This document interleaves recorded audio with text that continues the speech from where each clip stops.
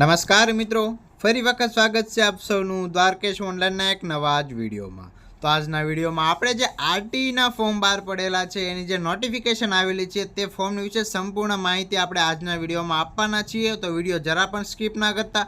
જો તમારે પણ તમારા બાળકને તમારી નજીકની સારામાં સારી પ્રાઇવેટ સ્કૂલમાં ફ્રીમાં શિક્ષણ આપવું હોય તો તમે આરટીમાં ફોર્મ ભરી શકો છો અને તેની તમામ માહિતી આજે આપણે આ વિડીયોમાં આપવાના છીએ. તો વિડીયો શરૂ કરીએ. જો મિત્રો તમે ચેનલ પર નવા હોય તો સબસ્ક્રાઈબ કરી દેજો. અમે ઘણી મહેનતથી વિડીયો બનાવતા હોઈએ છીએ. તો આપનો વધારે સમય ન બગાડતા આજનો વિડીયો આપણે શરૂ કરીએ.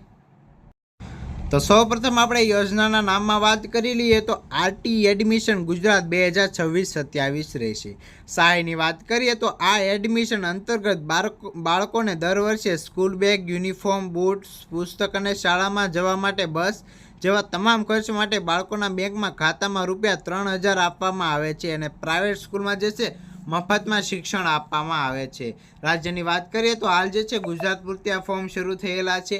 ઉદ્દેશની વાત કરીએ તો જે બાળકોના પરિવાર આર્થિક રીતે નબળા હોય અને તેના બાળકો સારામાં સારી શાળામાં અભ્યાસ કરવા ઈચ્છતા હોય તેમને સારું શિક્ષણ આપવાના હેતુથી જે છે આ યોજના બહાર પાડવામાં આવેલી છે.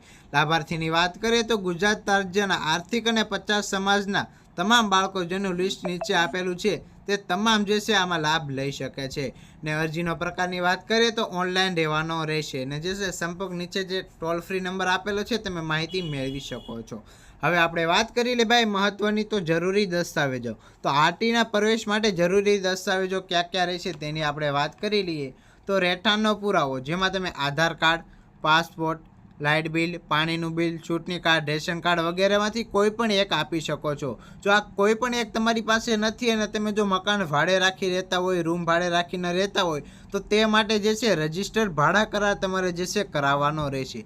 જો ઉપરના આધાર પૈકી એક પણ આધાર તમારી પાસે ન હોય તો તે જે છે ગુજરાત સ્ટેમ્પ એક્ટ 1958 મુજબ જે છે તમારે ભાડા કરાર કરાવવાનો રહેશે.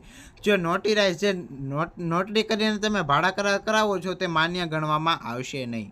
ત્યાર પછી વાત કરી લે તો વાલીનું જાતિનું પ્રમાણપત્ર. તો મામલતદાર શ્રી અથવા સમાજ કલ્યાણ અધિકારી, તાલુકા વિકાસ અધિકારી અથવા સક્ષમ અધિકારીનું પ્રમાણપત્ર જે છે રજૂ કરવું પડશે. ત્યાર પછી જે છે જન્મનું પ્રમાણપત્ર. તો ગ્રામ પંચાયત, નગરપાલિકા, મહાનગરપાલિકા અથવા તો જે તે હોસ્પિટલમાંથી જે આપેલું હોય તેની જરૂર પડશે. ફોટોગ્રાફની વાત કરીએ તો બાળકનો પાસપોર્ટ સાઇઝમાં કલરમાં ફોટોગ્રાફ તમારે આપવો પડશે.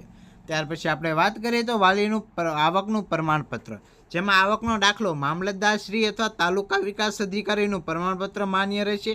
ગ્રામ્ય કક્ષાએ ઈ ગ્રામ પંચાયતનો તાલુકા દ્વારા જે આપવામાં આવતો દાખલો પણ જે છે માન્ય ગણવામાં આવશે અને 1/4/2019 પછી જે છે તમારો આવકનો દાખલો કઢાવેલો હોય તો જે છે માન્ય ગણવામાં આવશે.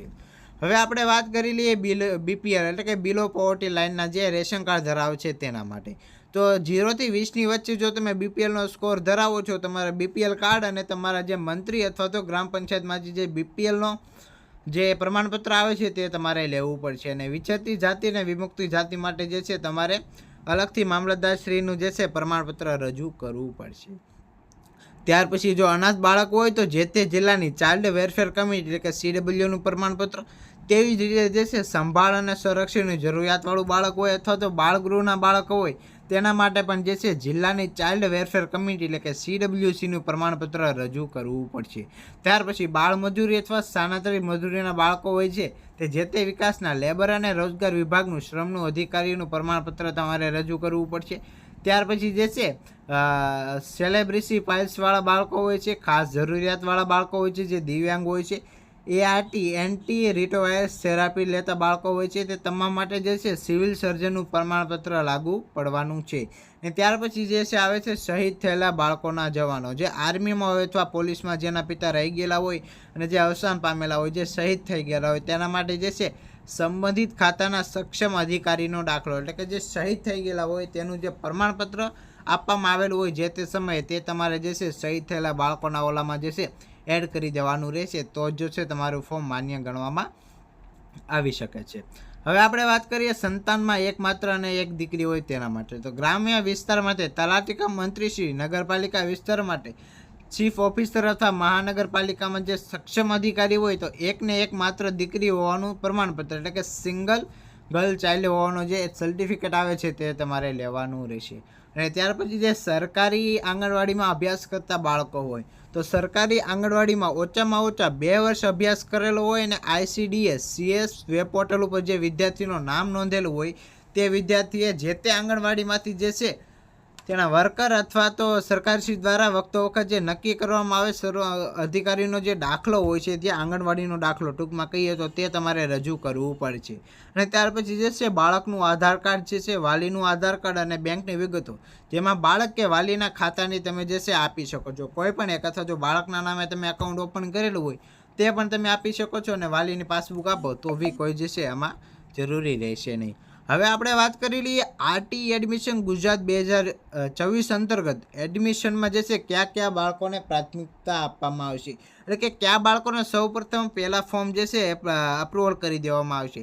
તો પહેલા નંબર ઉપર રહેશે અનાથ આશ્રમના બાળકો, ત્યાર પછી સાર સંભાળવાળા બાળકો, બાળગૃહ ખાતાના બાળકો, બાળ મજૂરી કરતા તમામ બાળકો, સેલેબ્રિસ પાલસી માનસિકતા ધરાવતા બાળકો, વિકલાંગ અને દિવ્યાંગ બાળકો, ERTC એન્ટી રેટોક વાયસ થેરાપી લેતા તમામ બાળકો, ત્યાર પછી જે છે પોલીસ લશ્કર કે લશ્કરી દળોમાં શહીદ થયેલા બાળકો, જે માતા પિતાના સંતાનોમાં ફક્ત એક જ દીકરી હોય તે દીકરીઓ, ગુજરાત રાજ્યના આંગણવાડીમાં અભ્યાસ કરતા બાળકો, જે પરિવારો BPLમાં આવેલા હોય અને તે જે છે BPLનો સ્કોર 0 થી 20 વચ્ચે હોય તેવા બાળકો, અનુસૂચિત જાતિ વર્ગના બાળકો અને અનુસૂચિત જનજાતિ વર્ગના બાળકો, ત્યાર પછી સામાજિક અને શૈક્ષણિક રીતે 50 વર્ગ એટલે કે OBC SC BC કેટેગરી, ત્યાર પછી જે છે સામાન્ય કેટેગરીના બાળકો અથવા તો EWSના બાળકો. તો આ ટોટલ 3 સ્ટેપમાં જે છે અલગ અલગ પસંદગી મળી શકે છે. હવે આ આખા ફોર્મની આપણે વાત કરી લઈએ કેવી રીતે ભાઈ આ પ્રોસેસ હોય છે. તો સૌપ્રથમ તમારે ઓનલાઈન અરજી કરવાની રહેશે, ત્યાર પછી જિલ્લા દ્વારા જે છે ફોર્મની મંજૂરી ઉપરથી મળે છે, ત્યાર પછી ઓનલાઈન બેઠકો ફાળવવામાં આવશે, ત્યાર પછી પ્રવેશ કાર્ડ એટલે કે જે એડમિશન કાર્ડ હોય છે તે તમને આપવામાં આવે છે, અને ત્યાર પછી શાળાની મુલાકાત લો અને તમારું એડમિશન કન્ફર્મ કરો. તો ટોટલ 5 સ્ટેપમાં જે છે તમારું ફોર્મ ઓનલાઈન જે છે પ્રોસેસ થતી હોય છે. તમારે માત્ર ખાલી ઓનલાઈન અરજી જ કરવાની રહેશે. આ તમામ પ્રોસેસ જે છે સરકાર દ્વારા કરવામાં આવશે. હવે આપણે વાત કરી લઈએ ભાઈ મહત્વપૂર્ણ તારીખોની. તો નોટિફિકેશન જે છે 2024માં બહાર પડેલી છે. આરટી ગુજરાત અરજી કરવાની શરૂઆતની તારીખની વાત કરી લઈએ તો 4/4/2023 એટલે કે 4 એપ્રિલ 2024થી જે છે ઓનલાઈન ફોર્મ ભરાવાના શરૂ થવાના છે. અને ફોર્મ ભરવાની છેલ્લી તારીખમાં વાત કરીએ તો 17/4/2026 રહેશે. જે ફોર્મની મંજૂરી 2026માં અને પ્રવેશની પણ જે છે 2026માં કન્ફર્મ કરી દેવામાં આવશે. તો આ વાત હતી બહાર આરટીના જે ફોર્મ બહાર પડવાના છે તેના માટે. તો વિડીયો સારો લાગ્યો હોય તો વિડીયોને એક લાઇક કરી દેજો, ને આવા જ નવા વિડીયો જોવા માંગતા હોય તો અમારી દ્વારકેશ ઓનલાઈનની ચેનલને સબસ્ક્રાઈબ કરવાનું ભૂલતા નહીં. મળીએ મિત્રો આપણે નવા વિડીયોમાં.